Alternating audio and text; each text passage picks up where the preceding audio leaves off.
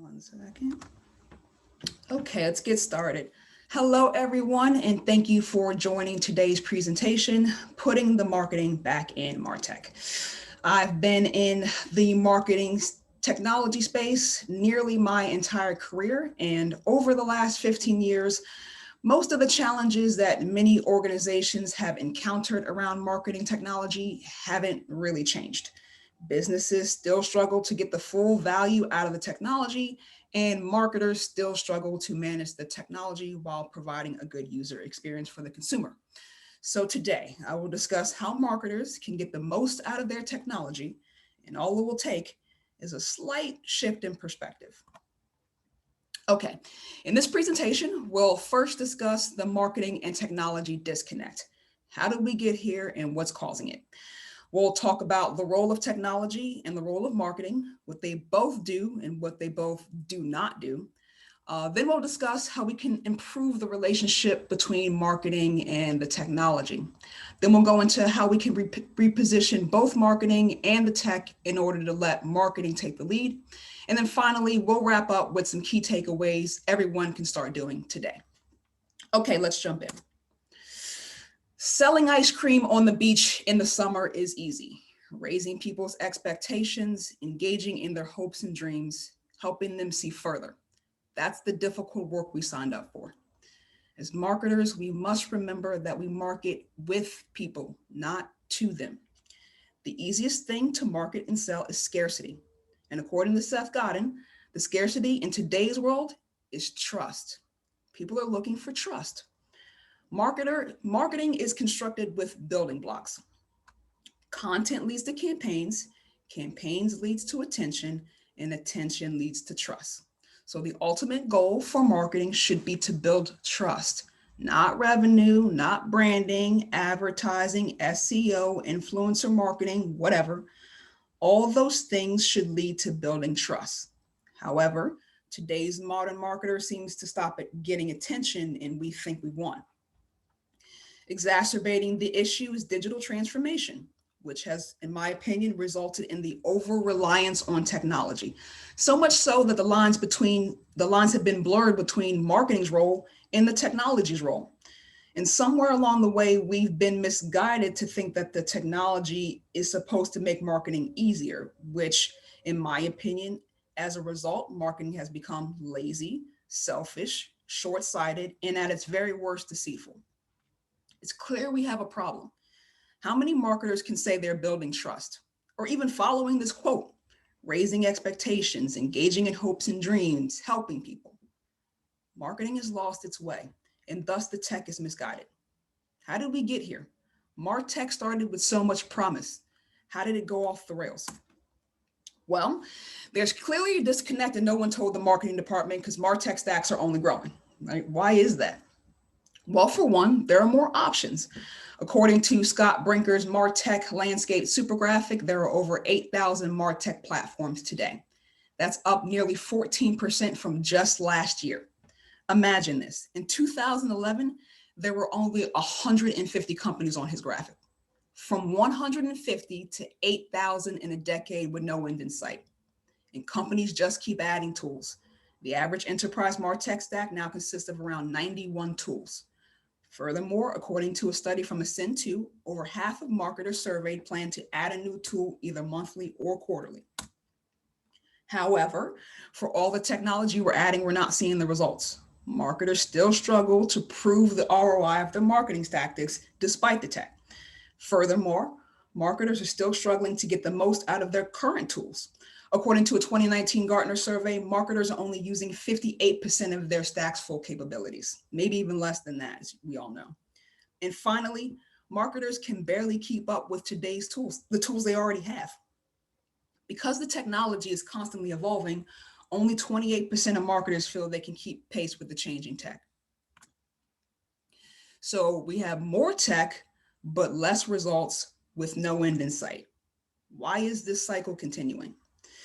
In my opinion, we need to reset our expectations around technology and marketing. What is the tech meant for? What can it do and what can it not do? And marketing needs to realign itself as well. Marketing has been a bit of everything to the business. It's IT with tech implementations. It's part sales because it has to be revenue generating. It's part finance because it has to do revenue tracking. Marketing is stretched way too thin, and the art of marketing has been lost. Can this be fixed? Can marketing and technology ever truly live in harmony? Before we answer that, we need to address the main issue. At the heart of the issue is a lack of communication. Ultimately, tech and marketing do not speak the same language. Technology is unemotional, facts over feelings. Marketing is the exact opposite. It's all about feelings. People make buying decisions based mostly on emotion. To fix the communication issue, both need to understand each other's uses, roles, capabilities, and functions. They need to speak with each other, not at each other. So, how do we get marketing and the technology to speak the same language? First, let's break down the language of technology. The language of technology is process oriented, it's analytical, it's problem solving, right? It's ones and zeros and algorithmic, very straightforward and factual. It's methodical and detailed. One of the things that frustrates marketers most about tech people is how methodical and detailed they are, right? Marketing just wants to get a campaign out. Here's the design, here's the copy, go send it out. And what do your tech people do? They're like, this is not enough detail. I need to know more. What time do you want to send this campaign out? On what date? I need audience data. What's the response action? What are the follow-up steps? On and on and on, right? I know some marketers feel like they need to submit a book report in order to execute a campaign, right? The tech is supposed to make it easier, right? But that's the language of technology. That's what's needed to operate, manage, and execute within the technology effectively. And marketers need to understand that. This is why campaigns take so long to build and create. Your design has to be translated into the language of technology, workflows, triggers, if-then logic, timing, duration, etc., with as much accuracy and detail as possible. Now let's talk about the language of marketing. Marketing is empathy and listening, conveying clear, concise messages and engaging with others. It can also be idealized and vague. Have you ever overheard marketing conversations about design and people are going back and forth about font color and you're thinking, it all looks blue to me. And also, that's what you're arguing about, right? But what they don't know is that some of the people in our target audience prefer cooler colors and some prefer warmer colors. So when ad spend is at an all-time high and attention is shorter than ever, in order to catch someone's eye, the font color is critical. So how do we deal with this language barrier? I mean, they are antithetical communication styles, total opposites. No wonder this is so hard. So if marketing and technology are so vastly different, can they ever truly harmonize? Of course they can, but they need to go back to their proper roles and they need to both execute the functions they were built for. What's the role of technology? According to system theory, the purpose of a system is what it does. Look at what the system accomplishes, that's what it's for. All systems do three core things. They organize, put things in place in their proper place, they manage, provide governance over said things, and execute, deliver output of said things. That's all. No more, no less. It's not going to scale enterprise growth. It's not going to improve performance efficiency. It's not going to generate revenue performance or whatever else is promised to you. It only has the ability to organize, manage, and execute on the things you put into it. We need to reset our expectations of technology. These are just tools. However, I am by no means demeaning the importance of technology. They are vital instruments required to complete the daily functions of life.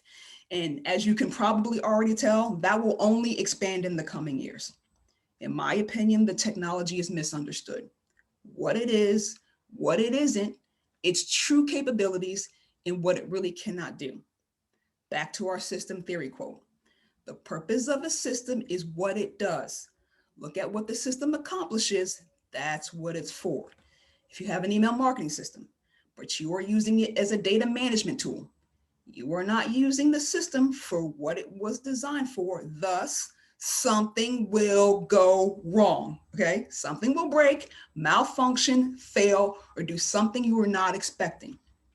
Let me tell you, I've used nearly every email marketing tool under the sun. And every time I hit the send button on an email, it has sent every single time without fail. Nearly 15 years in digital marketing and marketing technology, and 100% of the time, when I hit the send button on emails, they go, whether I meant to do it or not, right? But on the other hand, if we ever meet in person and sit down and have a drink, I got a million stories about the data management issues I've had in nearly every marketing tool I've ever used, right? Got a little bit sidetracked, enough rambling, let's go back to the slides. So on the slides are things you should expect from the technology, right? Having these 5 things indicates a highly functioning quality piece of software. Number 1 is system type, reliable or resilient. They are not the same, but both system types work. In short, reliable means you prevent system failures by having a well-documented and controlled system. And on the other side, resilient means you prevent system failures by proactively monitoring your system through open access to the system. If you cannot identify with one of these system types and you want to know what type of system you have, let's go to my LinkedIn page. I have a video on there titled How to Identify Your Operational Approach, which will show you how to find the best system type for your business. All right, next, number 2. Is it adaptable to change? Technology is ever evolving, and one of the traps we fall into is a set it and forget it mindset. And on the adapt part, I honestly don't think adaptation is a major issue for most businesses, especially if you have a sizable tech stack. It's the rate of change that a lot of organizations struggle with. How quickly things change is head spinning sometimes, but that too can be considered by making your tech more agile and your processes less rigid. Next, it should be able to withstand personnel changes. If a user or admin leaves, are you screwed? System admins and operation managers are hot talent these days. What contingencies or processes do you have in place to support the tech when personnel changes occur? You should not have a single point of failure. Next, it should be able to recover quickly from failure. As we discuss, systems break, malfunction, or breached or fail in some way all the time. How quickly can the issue be identified and addressed? This is also why it's important that more than one person have deep knowledge and understanding of the system. Is your data backed up? Do you have fail safes in place? Emergency plans, right? Etc. Can it recover quickly from failure? And finally, it should consistently, not 100% perfectly every time, but consistently execute the high-level goals of the business function it's primarily used for. If you have these 5 things, you have a well-run tech stack. Okay. I know what you're thinking, Moni. That's not realistic. Am I just supposed to go back to all my marketing tools and only use them for one thing and take out all my integrations? No. However, if you did do that, your stack would work nearly perfectly, but I digress. No, you don't have to remove all your integrations and only use your stack for one thing. There is a way to properly manage multiple systems and behemoth tech stacks. The first thing you need to do, promote, require, and incentivize continuous learning of these systems and tools, not only for the users, but for the related departments, such as IT, sales, customer service, whoever if needed. At minimum, I believe everyone in the marketing department should have functional training of every major tool. Knowledge is understanding. Technology, as we discussed, has its own language, and having basic knowledge of a tool goes a long way to helping improve the language barrier. Number 2, continuous monitoring. The best thing to be in technology is proactive, not reactive. All those integrations that are a pain, yeah, those. It needs to be someone's job to proactively monitor that, right? Especially the most critical functions and regularly. So daily or even hourly if the task is that critical. If you are not using the system for what it is designed for, something will go wrong. So if you're going to do work outside the system design, the best way to prevent system failures is to proactively monitor. This also relates to point one about continuous monitoring and opening up the training to other departments. The more people know something about the system, like how to log in, how to get to support or help desk, where are the major workflows and system functions, right? The better. I'm not saying make everyone an admin, but the more people that know what's going on in the system, the better off your system resiliency. And the third and final thing is tech measurement. Measure the technology analytics, not just the business analytics. How many support tickets did you submit this quarter? Are you on the latest version of the software? How often did your system fail this month? Measure the technology fairly, and that's how you'll find out if it's worth the investment or not. Okay, so now that we've addressed the role of technology, let's discuss the role of marketing. Marketing is the face of the organization. When you think of a business, you think of the name, the logo, and what they offer. Branding, advertising, and promoting are all just ways of communicating value to a desired audience. Somewhere along the way, the function of marketing became about getting attention by any means necessary, whether through misleading or manipulating people. That's not at all what marketing is about. The definition of marketing, in simple terms, is the communication of value. People think communicating is only speaking very well or being convincing. That's only part of it. Communication is also understanding. Is your message being received the way you intended it? Look, technology is my job, but marketing is my passion. Have a master's degree in marketing. My first job ever was in the marketing department, packing and shipping for trade shows. I enjoy the technology. I love it. But I only love it because through the tech, we quickly get feedback or communication from the consumer. You like this, but not that. You like that, but only in long format. You'll use it if it's free, but you don't want to pay for a full subscription. Okay, maybe after 6 months free, you'll try the paid version, right? It's communication, it's back and forth convo about how we marketing can better offer value. It's not being self-serving by yelling into a megaphone about how great you are. The technology is not going to generate results. Good marketing is. The tech is just going to execute your marketing, and the results will be based on how effective your marketing is to your audience. If it's great, great. If it stinks, fix it for next time and try to get better. In technology terms, we call this optimizing, right? The marketing comes first. That means people come first. The needs of others come first. Now, you know how I said all the people in the marketing department should know at least the basic functions of all marketing tools? Or even more importantly, everyone in the marketing department should know marketing, right? What it is, what it isn't, what are its true functions, and what it doesn't do. Marketing is the face of the organization, and its function is to communicate the value of the business. No more, no less. And communicate value not only externally, but internally. Both are just as important to the success of the marketing department. I used to be a consultant many moons ago, and do you know how many marketing operations people I spoke to who couldn't tell me what their company did? That's a marketing problem. You're not communicating the value of the business internally, and it's everyone's job in the marketing department to communicate the value of the business. Let's break down communication for a second. Again, communication is not only speaking well, but attaining the feedback of understanding. Just because you said something doesn't mean someone understood it or understood it in the way you intended it. Effective communication requires an understanding of the intended message from the recipient. Marketing communicates a lot, but I don't see a lot of effective communication going on these days. Go to any corporate website. I bet you 8 out of 10 times you can't tell what they do by looking at the homepage. That's not effective communication, thus poor marketing.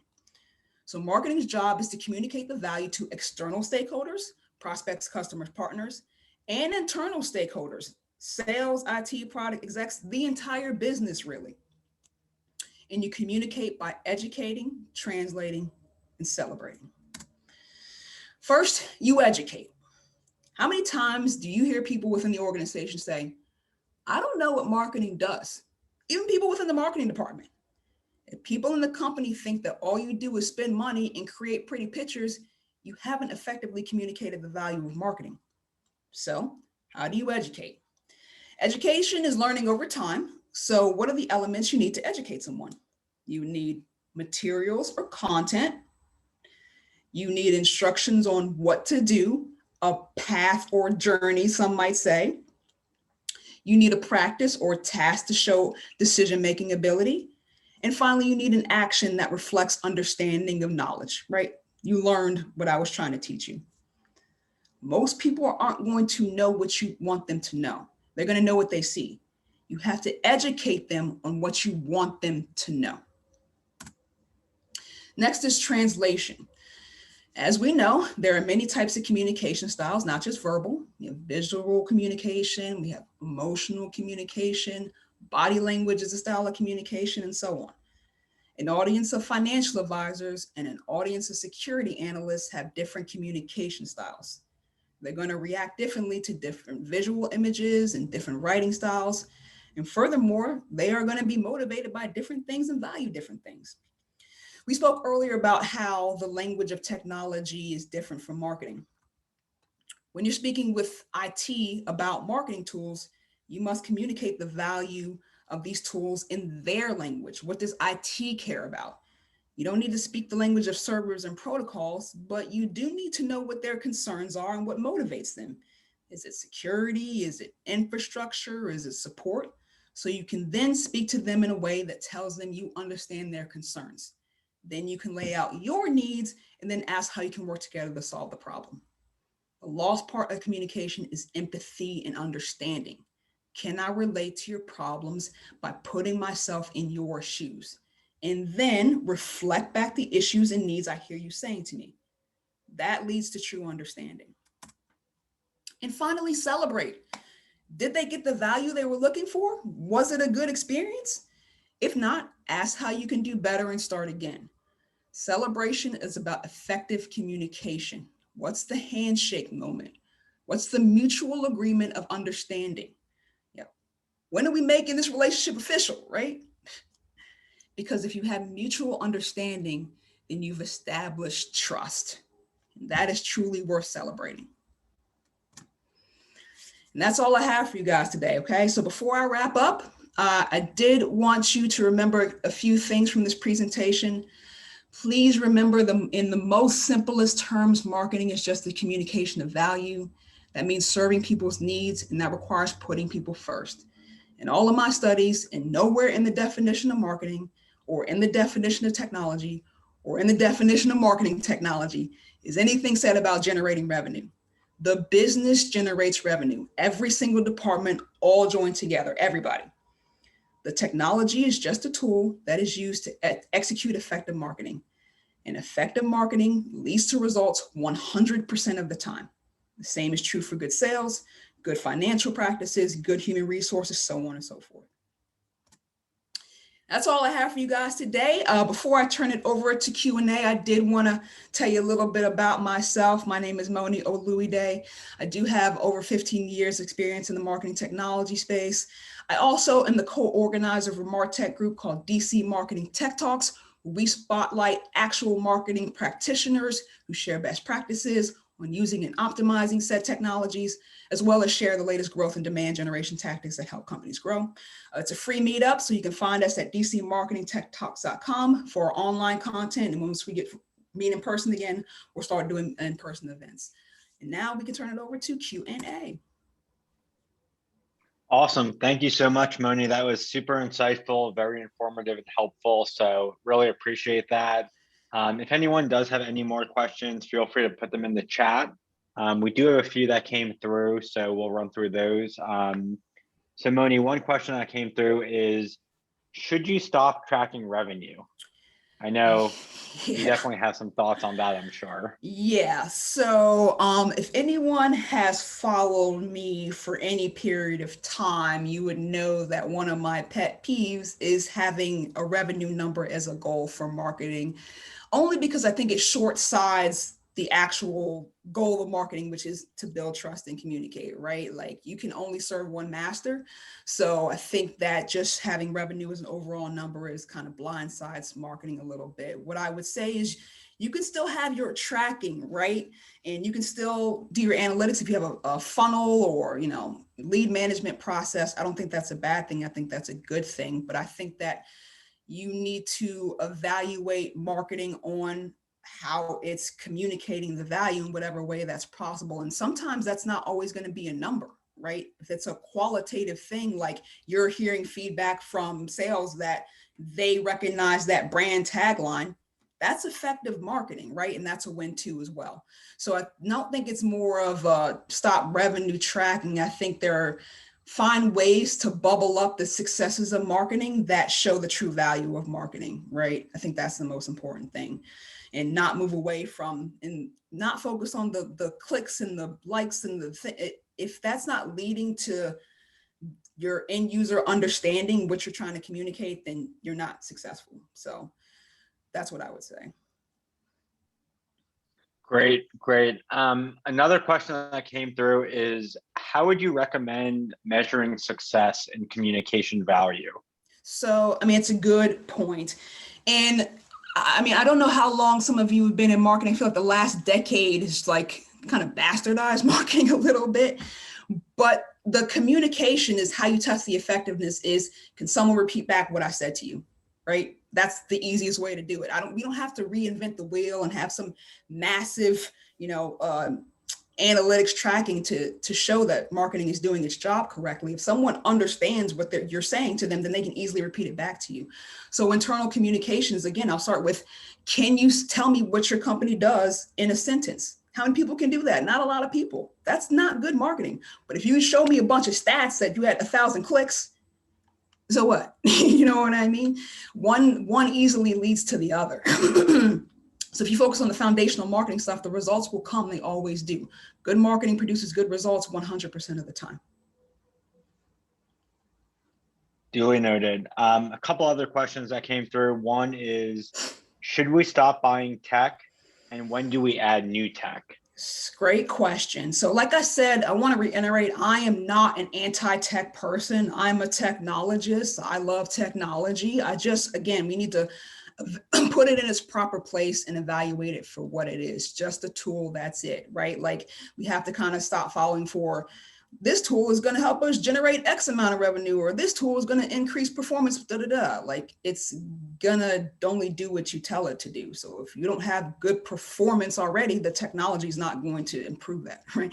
So just evaluate it for what it is, a tool that helps you execute X, Y, Z, right? And you have to move our own internal processes and our own internal marketing to make the tech do what it wants to do. So on the question of when to add tech and when to buy new tech, I always tell people you buy new technology when you have when you've used your current tools to the max capacity, max of its capabilities, and you still have a marketing problem you need to solve for. That's when you buy new tools, not a business problem. So example, revenue is a business problem. That's not a marketing problem. Marketing problem is, I don't have enough content, or, I don't know my target audience, or I don't know I don't have enough market analysis. Those are marketing issues, right? Revenue is not a marketing problem.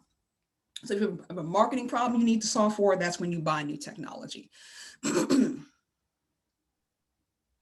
And a few more questions that came through, Moni. So one is, do you have advice on how to research your clientele to better communicate with them? Yes, of course. That's the beauty of technology too. We're in a digital world. You got social listening tools, you got Facebook, LinkedIn, Twitter, right? You can, the listening part of the audience is not the hard part. You have, groups, and, one of my favorite things is like a day in the life YouTube videos, like day in the life of a security person, day of a life of a real estate agent, day in the life of a hairdresser, right? Like there are plenty of resources that will help you do research on your audience. The best ones you want are the ones where you can hear them yourself talking to them, right? What's their language style like? Is it loose? Is it formal? Like market analysis reporting is fine, but that's flat on a sheet of paper, right? That's not going to give you nuance. So anywhere you can go actually hear from your audience in their voice is the best way, because again, listening and understanding and then reflecting back, right? You can hear their actual pain points, what they actually struggle with, and then reflect it back. I'll give you an example. I'm in cybersecurity and we sell technology. So, security breaches and hacks are a big problem. You would think that like, hey, our solution solves this hack, so we're providing a value. But that's not really, when you talk to security analysts, that's not what they really care about. They really care about the themselves learning enough to know how to handle security incidents as they come up, because they know certain protocols and certain knowledge is what's really going to solve this problem, not just the technology. So me listening to that and reflecting that back to them is what is going to be effective as far as the marketing goes, not just shouting about how great the technology is, right? So anywhere you can go to hear your audience in their own voice is what's going to be most effective. Great. One other question that came through, Moni, and I'm sure you have some great thoughts on this. Do you have a recommended basic stack, or where would you recommend someone should start? Yeah, so from a Martech standpoint, I do have a recommended basic stack. You need something that communicates from an email standpoint. I think that's the hardest. Something that does web tracking. So someone's on your website with pages they looked at, viewed, or whatever. That's commonly a marketing automation tool. And then you need a CRM, some sort of customer relationship tool that manages, the relationship between that lead and sales.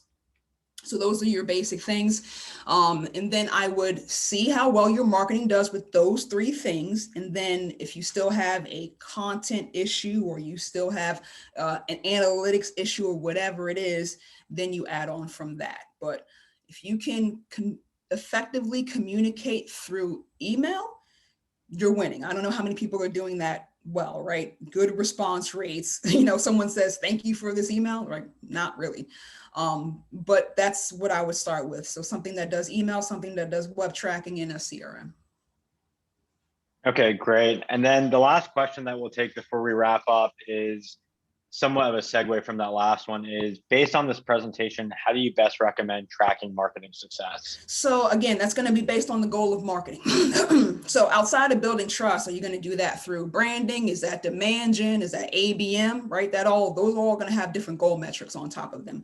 One of the things that I always try to get marketers to think about is, if it's not revenue, what is it? What is that handshake, right? Because especially in B2B, we don't have any control over the buying process. It's so many things go on, not just if it's a long buying cycle, but there's a committee of buyers. There's a million reasons why a company doesn't purchase a particular software that has nothing to do with your organization.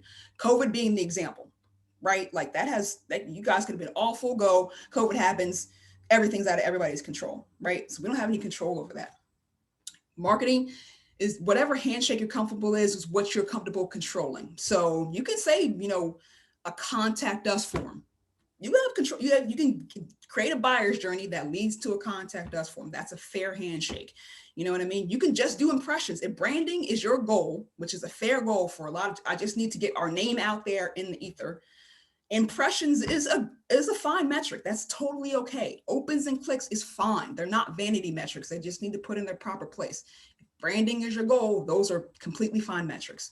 So it's an obtuse answer, but what you should track is based on your ultimate goal of marketing, from an actual marketing tactic, not just revenue. Great, thanks, Moni. And we'll take one last question that came through.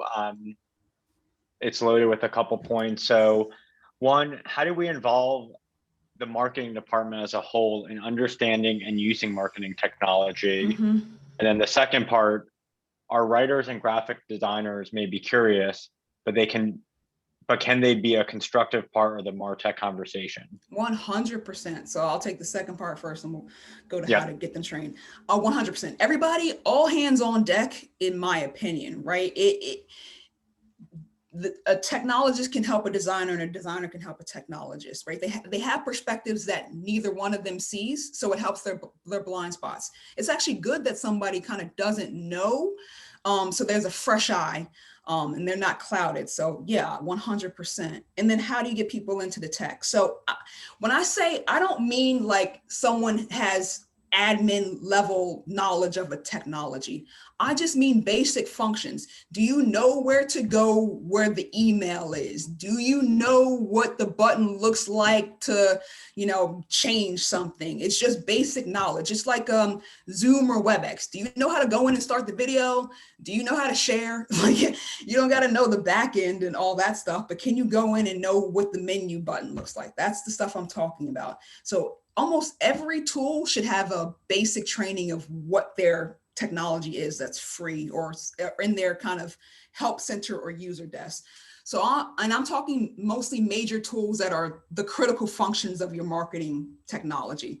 So if you're using, like, I don't know, you're using Wistia and you put one video on there a month, I'm not really talking about that, even though someone other than one person should know how to log in there. I'm talking about your big marketing automation platforms, your CRMs, any other major tool that is critical to your day-to-day execution of marketing tactics. Multiple people in the organization need to know the basic functions of those tools. Great. Thanks, Moni. I think, so we have one last one that came in, and Sure. then that will be the last one, and then we'll let everyone jump. But you had previously just mentioned about marketing goals and related metrics, and had spoken about building trust, branding, perhaps revenues included. What would you say are the core marketing high-level goals in addition to those? Building trust, right? And work backwards. That is the goal. That's what people want, right? And today, think about when you buy something. Are you going to buy something from somebody you don't trust? Doubt it. I seriously doubt it.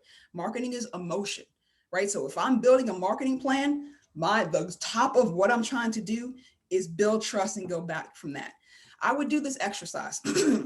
Create a marketing plan, build trust at the top, and then create a marketing plan and put revenue at the top. See what difference it's going to look like. You're going to make different decisions, right? So if it's not building trust and communicating and working your way down, those are the two things that I always start with. You can always go down from there. So it's, how am I going to build trust?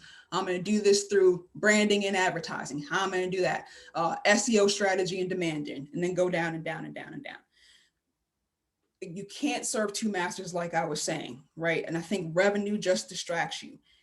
People are scared because these are obtuse goals that you cannot measure, quote unquote. However, they are the things that marketing does. So you can't accomplish them, you know what I mean, through marketing tactics, right? Whereas revenue is not something that marketing does, right? That's not what our goal is. So you're chasing your tail over there. Marketing is something that is generated through revenue is something that's generated from the entire business, right? You need marketing and sales, and finance has to have their act together, and product has to have their act together, and so on and so forth. So to me, it's just unfair to put a revenue number on one department when one department isn't responsible for revenue. It's like backwards. Makes no sense. Your marketing goals should be related to marketing. I know it's like, how am I going to track that and tell my CEO that I'm doing that? However, if you build trust, you're going to have a ton of revenue. Like, you won't have to do it. You know what I mean? So that would be my argument. It's a shift in perspective, right? You're going to do all the same things, but the goal is going to be related to marketing, not to the business. Awesome. Well, thank you so much, Moni. That was very, very informative and helpful. I think everyone really enjoyed it based on the questions and feedback that we've got. So everyone, thank you for joining today, and definitely go to amabaltimore.org to check out our upcoming events. As Bryn mentioned at the beginning, we have a couple great ones on April 6th and April 22nd. So definitely check those out, and we'll all see each other and talk again soon. Thanks, Great. Moni. Thanks, everybody. Appreciate it.